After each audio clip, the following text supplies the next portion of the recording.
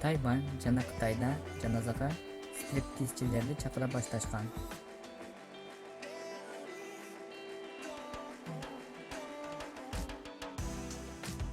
Мындайга себеп биринчиден, негизи мындай адатты мурда ата-бабаларыбыз колдонушкан деп айтышат.